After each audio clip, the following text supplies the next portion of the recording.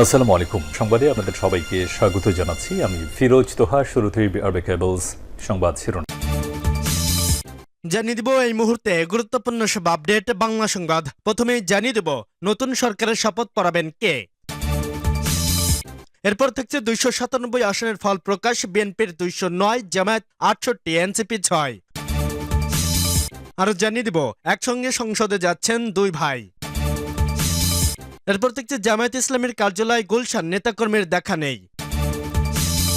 এবং সর্বশেষ থাকছে বিএনপির বিজয়ী প্রার্থীকে মিষ্টিমুখ করালেন শিশির মনির। এতক্ষণ শুনছিলেন সংবাদের শিরোনাম, এখন বিস্তারিত। তবে তার আগে অনুরোধ থাকবে এই ভিডিওটিতে একটি লাইক এবং কমেন্ট করে জানিয়ে দিন কোন জেলা থেকে বা কোথা থেকে আপনি আমাদের এই ভিডিওটি দেখছেন এবং শুনছেন, এবং ভিডিওটি শেয়ার করে ছড়িয়ে দিন আপনার সোশ্যাল মিডিয়ায়। নতুন সরকারের শপথ পড়াবেন কে?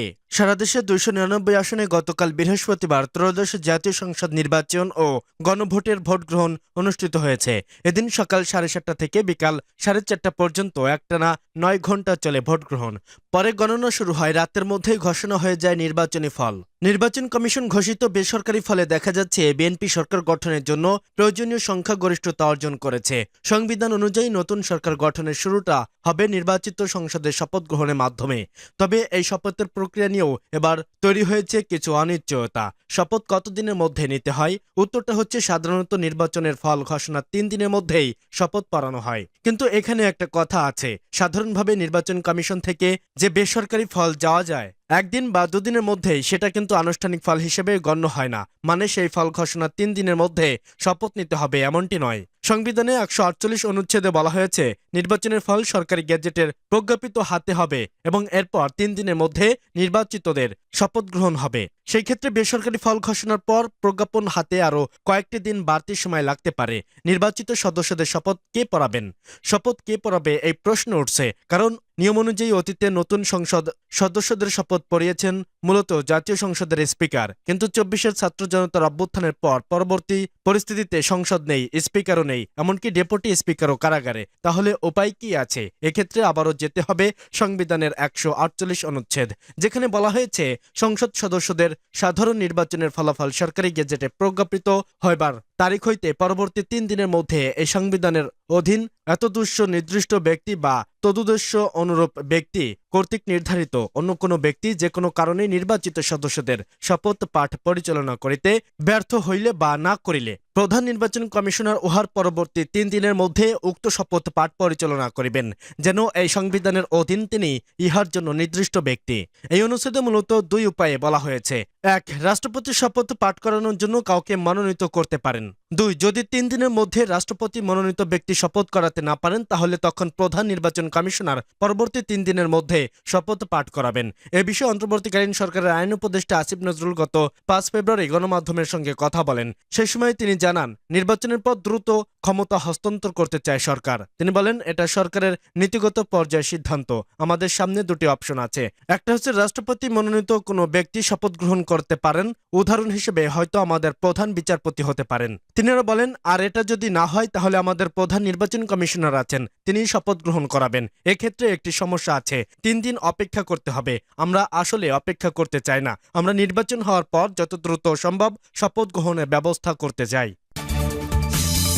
297 আসনে ফল প্রকাশ। বিএনপির 209, জামায়াত 68, এনসিপি 6। ত্রয়োদশ জাতীয় সংসদ নির্বাচনে বৃহস্পতিবার 299 আসনে ভোট হলেও এখন পর্যন্ত ফলাফল প্রকাশ করা হয়েছে 297টির। এর মধ্যে বিএনপির 209, জামায়াত ইসলামীর 68 ও জাতীয় নাগরিক পার্টি 6 আসনে জয়ী হয়েছে। শুক্রবার রাজধানীর আগরগাঁও নির্বাচন ভবনে এক সংবাদ সম্মেলনে এ তথ্য জানান নির্বাচন কমিশনার সচিবালয়ের সচিব আক্তার আহমেদ। সচিব বলেন, ইসলামী আন্দোলন বাংলাদেশ একটি, খেলাফত মজলিস একটি, গণ অধিকার পরিষদ একটি, বাংলাদেশের জাতীয় পার্টি একটি, গণসংহতি আন্দোলন একটি, বাংলাদেশ খেলাফত মজলিস 2টি ও স্বতন্ত্র প্রার্থীরা 7 জন জয় পেয়েছেন। আক্তার আহমেদ জানান, ভোট হলেও আদালতের নিষেধাজ্ঞা থাকার কারণে চট্টগ্রাম 2 ও চট্টগ্রাম 4 আসনের ফলাফল নিয়ে গেজেট এখন হবে না।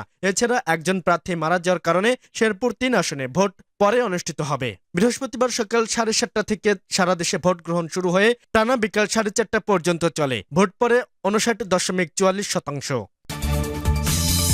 একসঙ্গে সংসদে যাচ্ছেন দুই ভাই। ত্রয়োদশ জাতীয় সংসদ নির্বাচনে টাঙ্গাইলের 2টি গুরুত্বপূর্ণ আসনে বিএনপির মনোনীত 2 সহোদর প্রার্থী জয়লাভ করেছেন। টাঙ্গাইল আসনে সাবেক মন্ত্রী ও বিএনপির ভাইস চেয়ারম্যান আব্দুস সালাম পিন্টু এবং টাঙ্গাইল ৫ আসনে তার ছোট ভাই কেন্দ্রীয় বিএনপির প্রচার সম্পাদক সুলতান সালাউদ্দিন টুকু জয়লাভ করেছেন। বড় ভাই আব্দুস সালাম পিন্টু ১,৯৮,২১৩ ভোট পেয়ে বিজয়ী হয়েছেন। তার নিকটতম প্রতিদ্বন্দ্বী জামায়াতের প্রার্থী হুমায়ুন কবির পান ৬০,৮৭১ ভোট। ১৩৯টি কেন্দ্রে এ আসনে ৬৪.৫৬% ভোট কাস্টিং হয়েছে। বাতিল হয়েছে ৫,৫৫৫টি ভোট।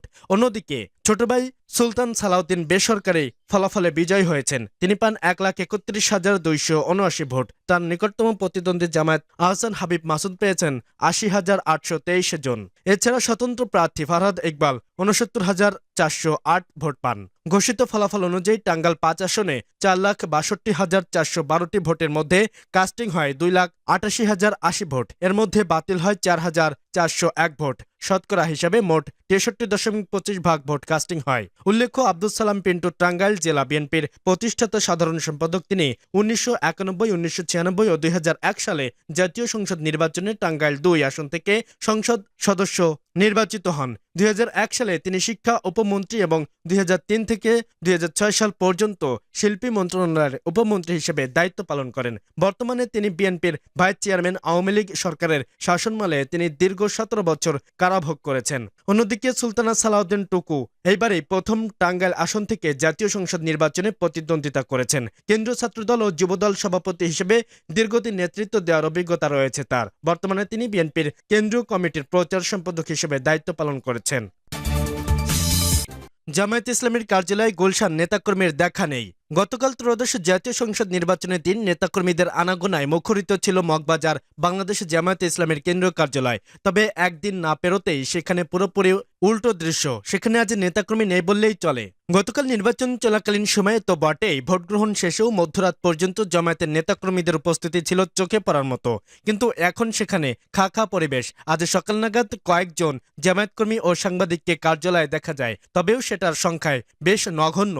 গতকালও দলটির পক্ষ থেকে বারবার বলা হচ্ছিল যে তারা সরকার গঠন করতে যাচ্ছে, কিন্তু এখন এটি স্পষ্ট যে নির্বাচনে সংখ্যাগরিষ্ঠতা পেয়ে জয়যুক্ত হয়েছে বিএনপি এবং তার সরকার গঠন করতে যাচ্ছে।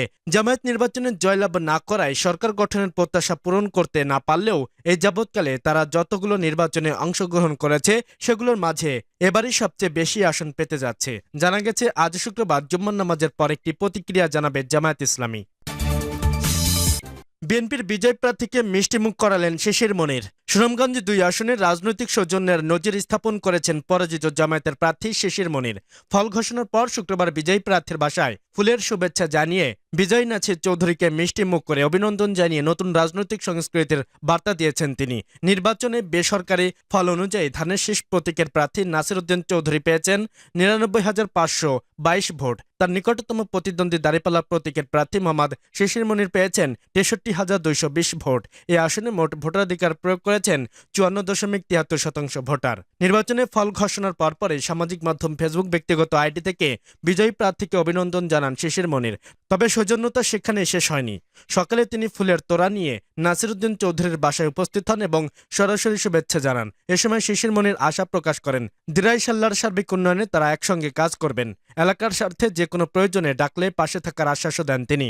রাজনীতিতে দিরাইশাল্লাহ একসময় তীর্থভূমি হিসেবে পরিচিত ছিল। ঢাকা বিশ্ববিদ্যালয় একসময় প্রচলিত ছিল, রাজনীতি যদি শিখতে চাও দিরাইশাল্লায় চলে যাও। সাম্প্রতিক এ ঘটনাকে অনেকেই সেই ঐতিহ্যর পুনরুজ্জীবন হিসাবে দেখছেন। স্থানীয় রাজনৈতিক বিশ্লেষকদের মতে পারস্পরিক শ্রদ্ধা ও সৌজন্য ও সাংস্কৃতিক গণতন্ত্রকে আরও শক্তিশালী করবে এবং এলাকায় ইতিবাচক রাজনৈতিক পরিবেশ বজায় রাখতে সহায়ক হবে। আজ থেকে ৩০ বছর আগে ১৯৯৬ সালে হেভিওয়েট প্রার্থী সুরঞ্জিত সেনগুপ্তকে হারিয়ে চমক দেখান নাছির চৌধুরী। আজ ৩০ বছর পর বিশাল ব্যবধানে জামায়াত প্রার্থী শিশির মনিরকে হারিয়ে জনপ্রিয়তার প্রমাণ দিলেন নাছির চৌধুরী। তবে এ বিজয়কে দিরাইশাল্লার সাধারণ মানুষের বিজয় উল্লেখ করে হিন্দু মুসলমান সবাই মিলেমিশে দিরাইশাল্লাহকে সুন্দর এবং শান্তি গড়ার আকাঙ্ক্ষা ব্যক্ত করেন।